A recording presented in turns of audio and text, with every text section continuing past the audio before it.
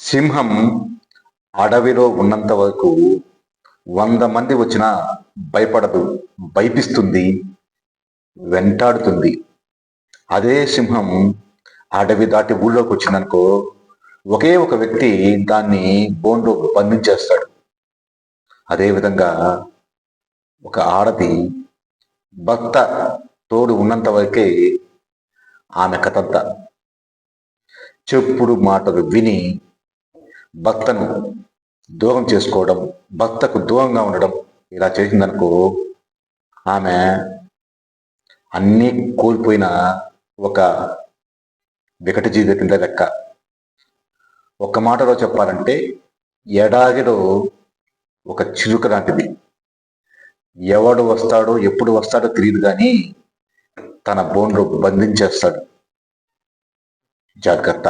తీరా నువ్వు కను తెరిచాక తీరం కనబడదే ఇంకా.